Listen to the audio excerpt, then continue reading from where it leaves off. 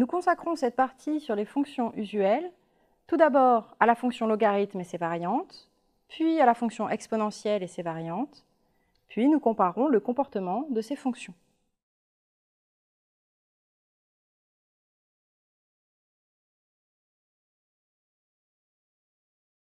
Il existe une unique fonction, le logarithme naturel, que l'on note ln, telle que ln' de x soit égal à 1 sur x pour tout x strictement positif et ln de 1 égale 0.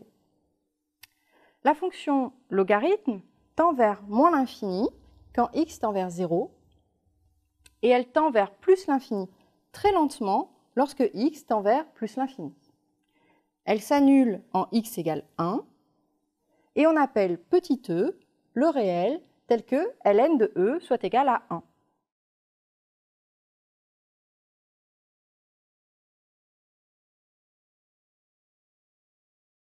Voici les propriétés les plus remarquables de la fonction logarithme. Tout d'abord, pour n'importe quel a et b strictement positif, le logarithme de a fois b est égal à ln de a plus ln de b. C'est l'une des raisons d'être du logarithme. Le logarithme d'un produit est la somme des logarithmes. On en déduit facilement que ln de 1 sur a est égal à moins ln de a. Et aussi, pour tout entier naturel n, que ln de a puissance n est égal à n fois ln de a. Maintenant, on s'intéresse à la fonction qui à x strictement positif associe ln de x.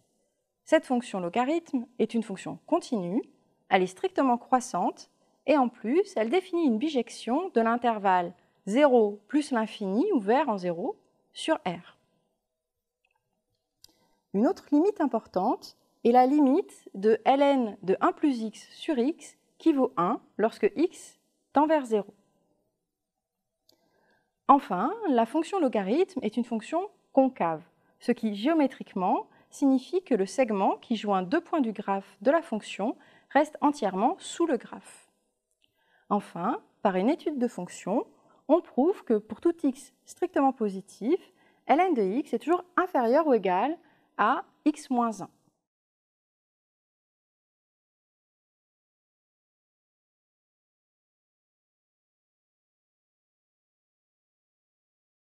Ln de x s'appelle le logarithme naturel ou aussi le logarithme népérien de x. Ce logarithme est caractérisé par l'égalité ln de e égale 1. On définit d'autres fonctions logarithmes. Plus précisément, on appelle le logarithme en base a de x le réel défini par logarithme en base a de x est égal à ln de x sur ln de a. Ce logarithme est défini de sorte que le logarithme en base a de a soit égal à 1.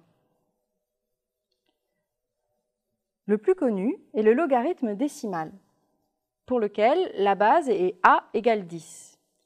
Il vérifie que le logarithme décimal de 10 est égal à 1 et plus généralement que le logarithme décimal de 10 puissance n est égal à n. Dans la pratique, on utilise l'équivalence x égale 10 puissance y si et seulement si y est égal au logarithme décimal de x. En informatique, dans l'écriture des nombres binaires, intervient aussi fréquemment le logarithme en base 2 qui vérifie, lui, que logarithme en base 2 de 2 puissance n est égal à n.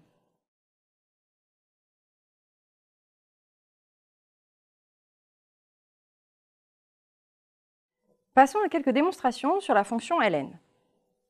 L'existence et l'unicité viennent de la théorie de l'intégration. Par définition, ln de x est l'intégrale de 1 à x de 1 sur t dt. En tant que primitive, c'est donc une fonction continue, dérivable, et bien sûr sa dérivée est 1 sur x. Passons aux démonstrations de quelques propriétés. Tout d'abord, montrons que ln de x fois y est égal à ln de x plus ln de y.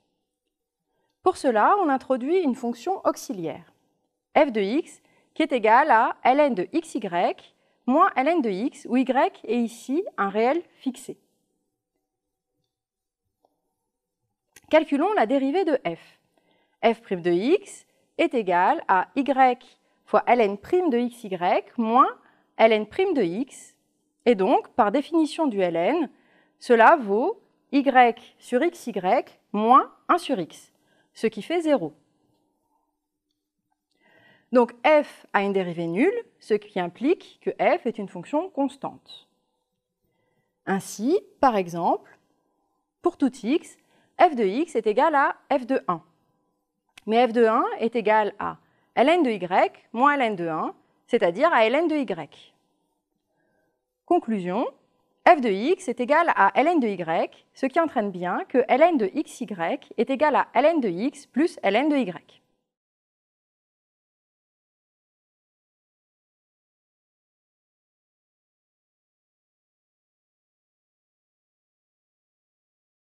Montrons aussi que pour tout x strictement positif, ln de x est inférieur ou égal à x moins 1. On étudie cette fois la fonction définie par f de x égale x moins 1 moins ln de x. Sa dérivée est f' de x égale 1 moins 1 sur x. Sa dérivée est négative avant 1 et positive après. Donc la fonction f est décroissante, puis croissante, et atteint son minimum en x0 égale 1. Donc f de x est toujours supérieur ou égal à f de 1, qui vaut 0, ce qui implique l'inégalité ln de x inférieur ou égal à x moins 1.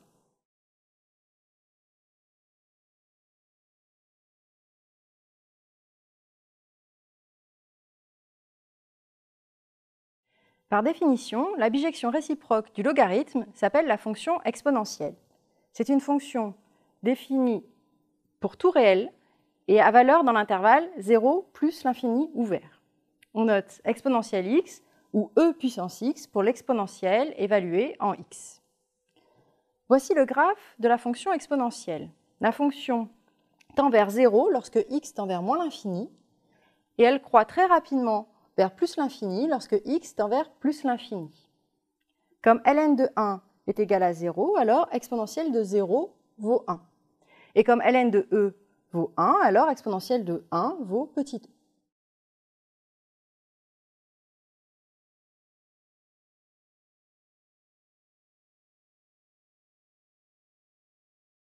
Comme l'exponentielle est par définition la bijection réciproque du logarithme, alors, d'une part, exponentielle de ln de x égale x, ceci pour tout x strictement positif, et d'autre part, ln de exponentielle x égale x, ceci pour tout x réel.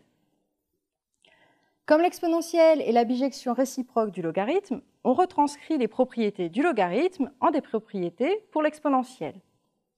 Tout d'abord, exponentielle de a plus b est égale à exponentielle de a fois exponentielle de b. Ensuite, exponentielle de x à la puissance n vaut exponentielle nx. L'exponentielle est une fonction continue et strictement croissante. La fonction exponentielle est aussi dérivable et exponentielle prime de x est égale à exponentielle x pour tout réel x, c'est-à-dire sa dérivée est elle-même.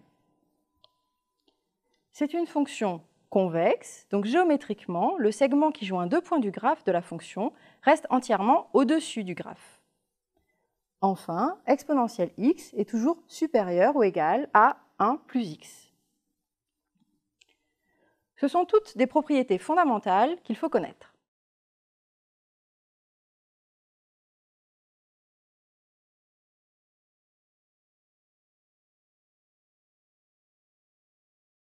Encore une fois, les propriétés précédentes sont celles du logarithme retranscrites pour sa bijection réciproque. Par exemple, vérifions que la dérivée de l'exponentielle est elle-même. On part de l'égalité ln de exponentielle x égale x que l'on dérive. Il s'agit donc de dériver une composition et cela donne exponentielle prime de x fois ln prime de exponentielle x égale 1. Donc, exponentielle prime de x fois 1 sur exponentielle x égale 1. Et ainsi, exponentielle prime de x est égale à exponentielle x. On caractérise la fonction exponentielle de la façon suivante. La fonction exponentielle est l'unique fonction telle que sa dérivée est elle-même, c'est-à-dire exponentielle prime de x égale exponentielle x, et telle que exponentielle de 1 soit égale à petit e, où petit e est le nombre de l'aire qui vérifie ln de e égale 1. E vaut environ 2,718.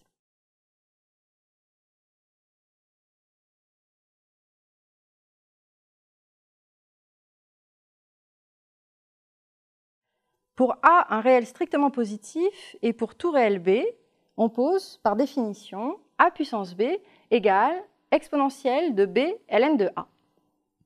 Voici quelques exemples.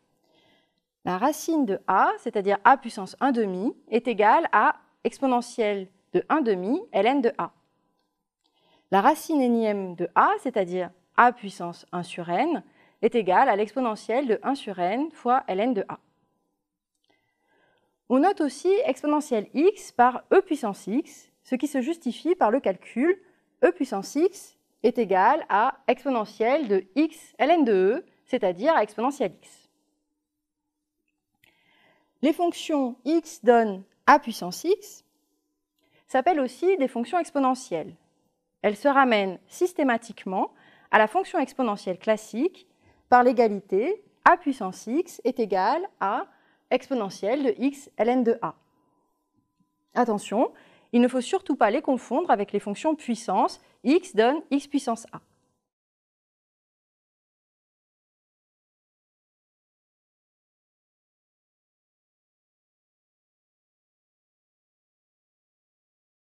Comparons les fonctions ln de x et exponentielle x avec x. Tout d'abord, la limite quand x tend vers plus l'infini de ln de x sur x vaut 0. Et d'autre part, la limite quand x tend vers plus l'infini de exponentielle x sur x est égale à plus l'infini. Sur les graphes, cela se traduit ainsi. La fonction ln tend vers plus l'infini, mais beaucoup moins rapidement que la fonction x. L'exponentielle croît aussi vers plus l'infini, mais beaucoup plus rapidement que x. On en profite pour dessiner les graphes de quelques fonctions puissance. Par exemple, x donne x puissance a avec a strictement plus petit que 1, comme racine de x ou racine cubique de x. Cette fonction croît moins vite que x, mais plus vite que ln de x. Si a est strictement plus grand que 1, par exemple x carré ou x cube, alors cette fonction croît plus vite que x, mais moins vite que exponentielle x.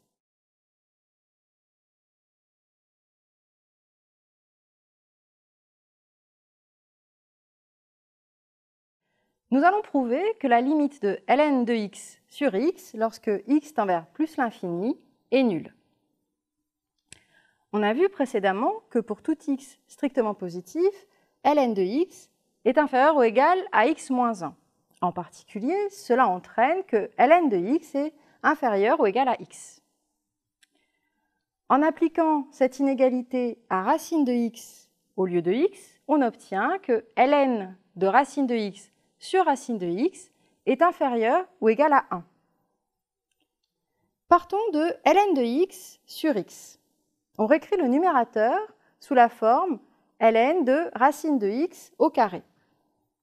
Par la propriété ln de u carré égale 2 ln de u, on obtient 2 ln de racine de x sur x. On réécrit cette fois le dénominateur sous la forme racine de x fois racine de x.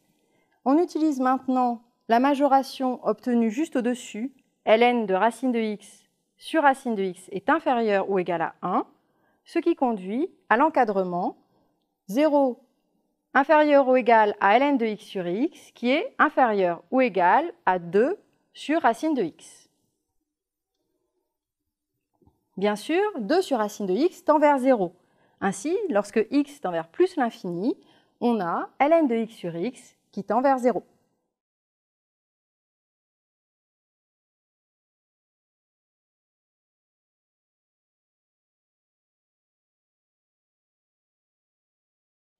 Les fonctions logarithmes et exponentielles sont omniprésentes en mathématiques. Aussi, cela vaut le coup de bien s'entraîner.